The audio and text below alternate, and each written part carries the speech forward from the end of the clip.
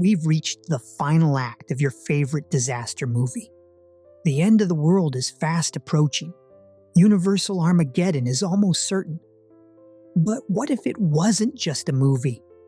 If all of life as we know it was truly in jeopardy from some type of impending danger, and if there was just one small group of people tasked with having to save a select few to ensure the future of humanity, would you be someone we'd choose? I see so many people going about their day without providing any tangible value to the world, and I think about the lost opportunities that pass them by. Some of them act way too bitter, entitled, aggressive, or pissed off about something, taking it out on everyone they interact with. These kinds of people would never make the cut on our end-of-days survivors list, would they? If you want to be amongst the chosen ones, you need to consciously and consistently make an effort to prove your intrinsic value to the people you share this planet with. If you knew beforehand that society would one day be put in a position to decide your fate, I have a strong feeling it would profoundly impact and influence just about every decision and every action you took, moment by moment. There's an interesting scene from the 2003 television reboot of Battlestar Galactica. Two officers of the colonial fleet, Helo and Boomer, encounter a group of survivors all needing a lift off a planet under siege by a full-scale Cylon attack. However, there is only room in their tiny shuttlecraft for a handful of people, so the officers hold a lottery to decide which survivors they will take with them and ultimately save. In the process, Helo recognizes a prominent figure, Gaius Baltar, amongst the crowd, and decides to give up his seat on the shuttle to save the life of one of the greatest minds of his time, as Helo puts it. Little does Helo know that Gaius is actually a major player in the planet's demise and almost dupes a woman holding the last lottery seat on the shuttle. We'll talk about identifying and dealing with those deceptive bad guys wrecking your life in a future episode.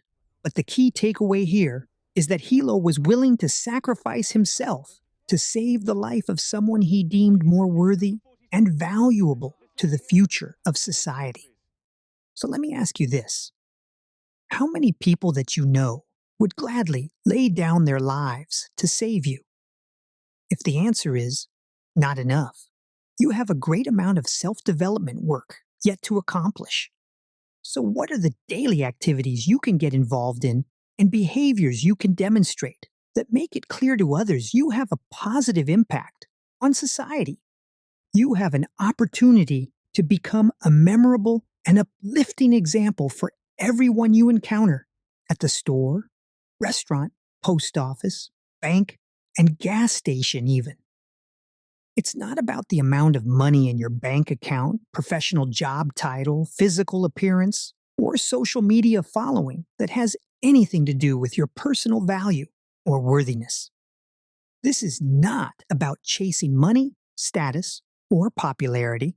It is all about your kindness, compassion, empathy, and respect for others. Don't just walk past someone, but give them the time of day. Acknowledge their presence. Share a short quip or a humorous note. Encourage them on as they go about their day. Simply demonstrating a zest for life that is infectious and brightens people's spirits as you go about your business will do just fine. Remember how many of us mourned Robin Williams' passing and still feel a little less happy without him around? We need more Robins now than we ever did. That elated, entertaining, and accessible energy is what you should strive to cultivate upon every interaction. It may seem like a tall order at first in this fast-paced world to find the means and energy necessary to profoundly impact humanity.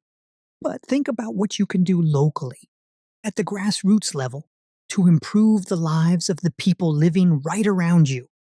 Then, that miraculous ripple effect of good karma will spread out upon the world and do its thing quite nicely, on autopilot even, with just your simple and direct first step. When cultivating value at work, relationships are the key again here. Rather than focusing on what you personally contribute to the team, you need to think bigger than just you. How can you be seen as the great connector within your organization? You can connect business resources by first becoming familiar with all the departments throughout your organization, then theorizing how each department might be integrated further, all while keeping your pulse on any key projects or undertakings where opportunities might present themselves. Take time to genuinely meet everyone within your organization. Grab lunch or take a break with them and get to know what their strengths and goals are. Uncover what excites them the most at work. Then, offer to help in that area when you can. Use the organizational knowledge you acquire and introduce individuals from different departments with the objective of moving the organization forward. In this way, you will always be near the center of a connected web of company resources. And remember that there's nothing wrong with taking pride in what you do, finding joy or fulfillment in it, or letting it shape who you are. However, the danger is in letting it define your entire sense of self. You are so much more than a job.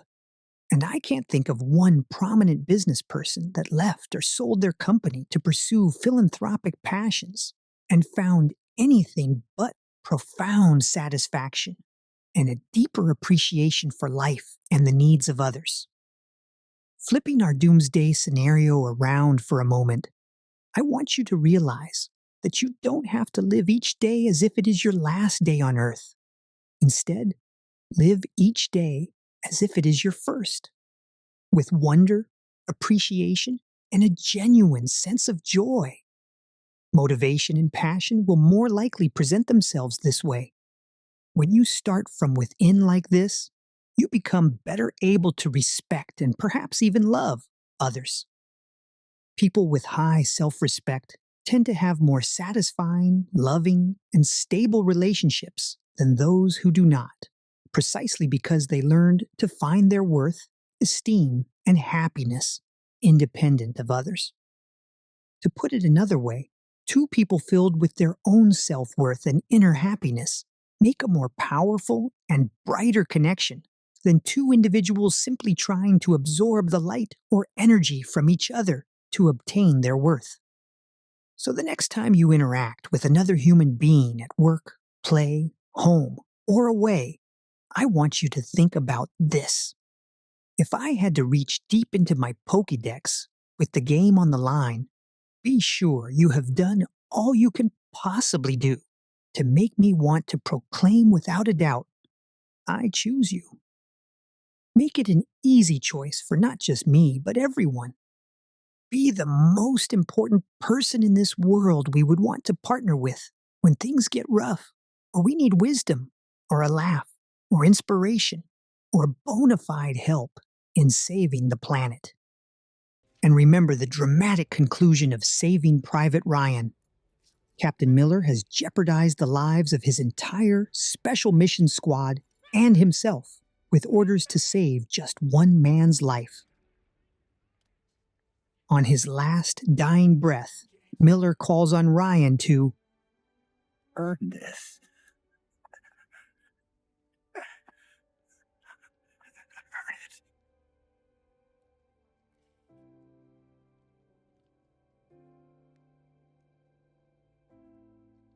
May those words haunt and influence you the rest of your days.